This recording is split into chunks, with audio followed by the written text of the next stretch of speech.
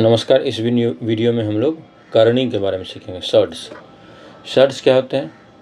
तो जैसे कुछ संख्याओं के हम लोग मूल नहीं ज्ञात कर सकते हैं, जैसे √2, 3√7। तो ये सब संख्याएं जो है वो क्या कहलाती हैं? करणी कहलाती हैं। इन्हें बिना मूल वाली संख्या या अमूलक संख्या भी कहते हैं, शर्ट्स कहते हैं। तो इनके क्या हैं? कुछ रूल्स हैं। अगर आपने पिछले घातांक वाले वीडियो को देखा होगा तो आप शर्ट्स को भी आसानी से समझ पाएंगे। जैसे अब करनी में जोड़ने के लिए क्या है, जोड़ या घटाव का नियम क्या है कि जैसे मान लीजिए हम एक उदाहरण लेते हैं, 3√2 है, जोड़ लिखा हुआ है 5√2 और घटाव लिखा हुआ है 7√2। तो यहाँ पर सिंपल सा √2 को कॉमन लेते हुए 3 जोड़ 5 घटा 7 कर देंगे और इतना √2 ही जो है वह मान होगा। तो 3 जोड़ 5 8 माइनस 7 गया तो 1 हुआ, तो 1 √2 का अर्थात हुआ √2। इस प्रकार से हम लोग लिख सकते हैं। अर्थात क्या हमने देखा कि a√b प्लस एक बदले से मैं कर देता हूँ p√b q√b माइनस r√b बराबर हो जाएगा p plus q minus r√b। तो इस तरह से करनी को जोड़ या घटाव किया जा सकता है। लेकिन यहाँ ध्यान देने वाला ध्यान देने वाली बात यह है कि जैसे मान लीजिए दिया हुआ हो 5√3 माइनस 2√2 प्लस 6√2 माइनस 3√3। तो हमें यह ध्यान देना होगा कि √3 वाले जो हैं करनियाँ हैं वही आपस में जुड़ेंगी या घटाव होगा उनका, या √2 वाले ही आपस में होंगे। √3 और √2 वाले आपस में नहीं जुड़ेंगे या घटाव होगा उनका, क्योंकि वो अलग संख्या है। तो यहाँ पर 5√3 माइनस 3√3 हम कर सकते हैं। तो 5√3 माइनस 3√3 कर देंगे और इधर प्लस 6√2 और माइनस 2√2।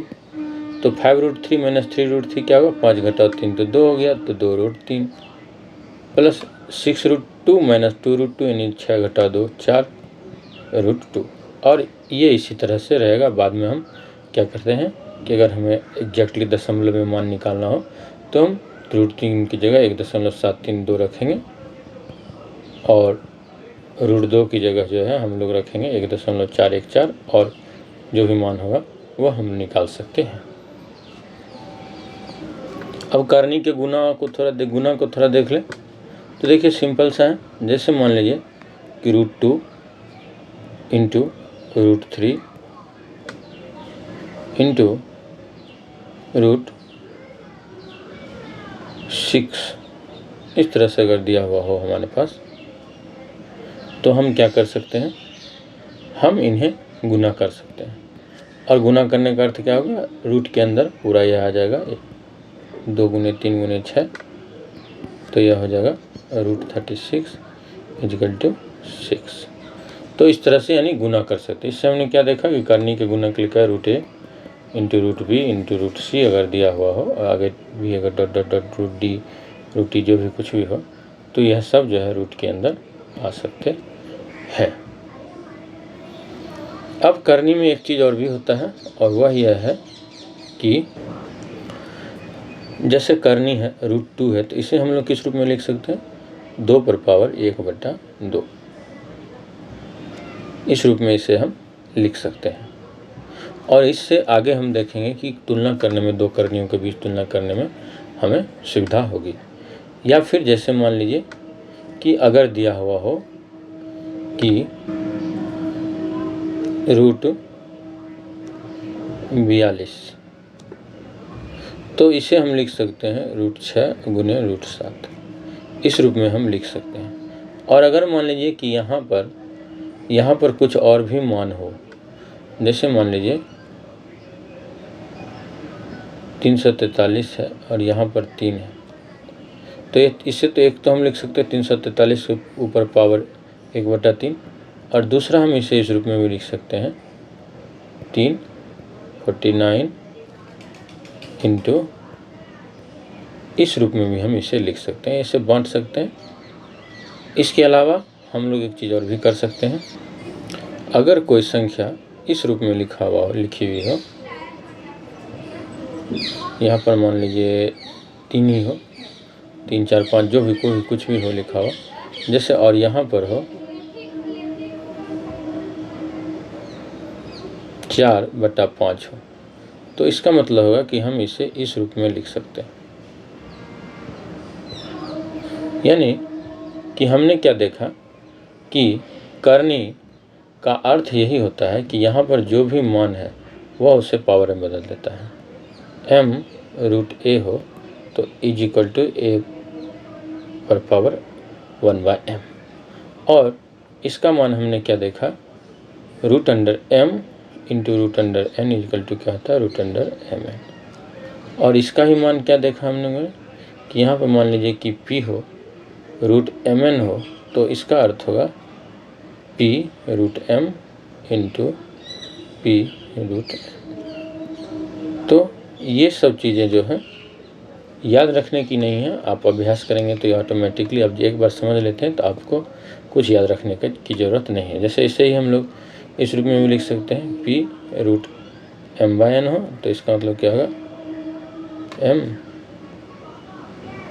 तो ये सब चीज़ें याद रखने के लिए उतनी ज़रूरत नहीं है, आप अभ्यास एक बार समझ लेंगे तो यह बहुत ही आसान ही है।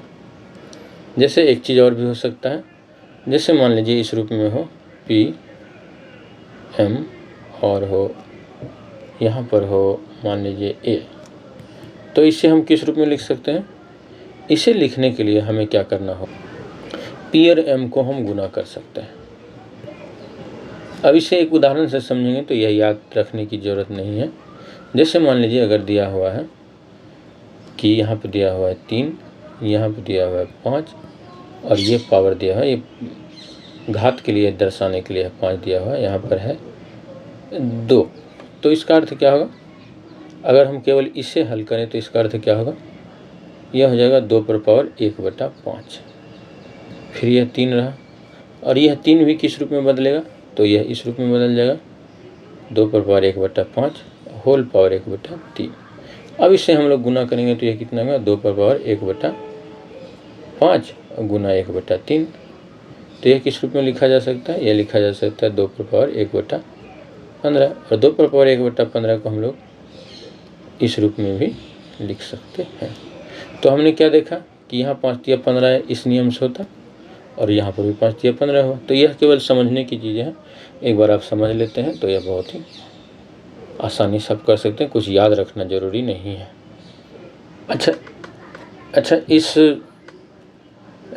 चैप्टर में एक खास तरह का सवाल आता है जिसके लिए कि हमें क्या होना चाहिए, हमें एक चीज़ याद रहना चाहिए, और वह यह है कि a+b का होल स्क्वायर बराबर क्या होता है, a² जोड़ 2ab जोड़ b² होता है, और a-b का होल स्क्वायर बराबर क्या होता है, a² - 2ab + b² होता है। कुछ यह अगर आप a+b गुने a+b कीजिएगा तो भी आपको यह प्राप्त हो जाएगा।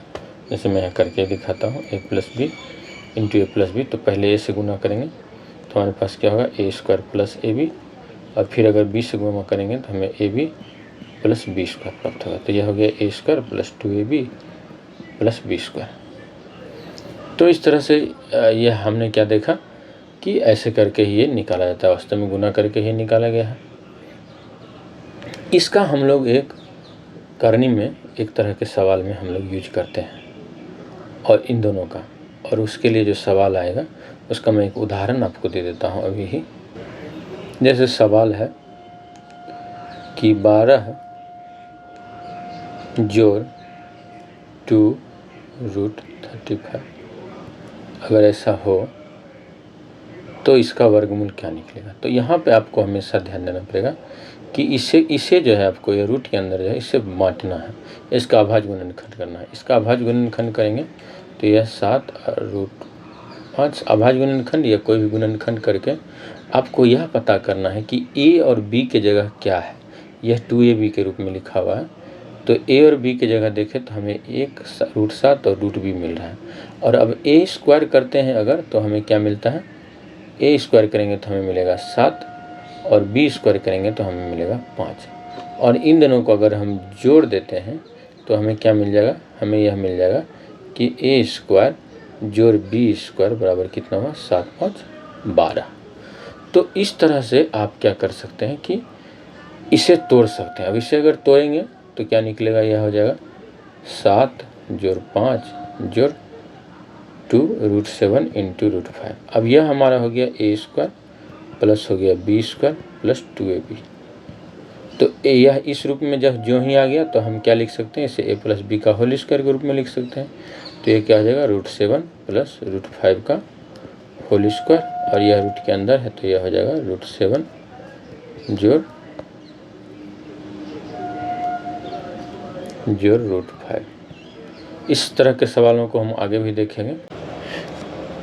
तो इस वीडियो में हम लोगों ने शॉर्ट्स या करनी के बेसिक्स को सीखा।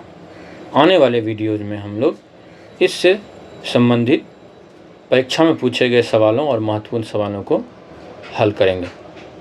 उम्मीद करता हूं कि ये वीडियो आपको बहुत ही पसंद आया होगा। तो इसे आप लाइक करें, कमेंट करें और शेयर भी करें। चैनल को अगर आपने सब्सक्राइब नहीं किया है प्लीज़ सब्सक्राइब कर लें।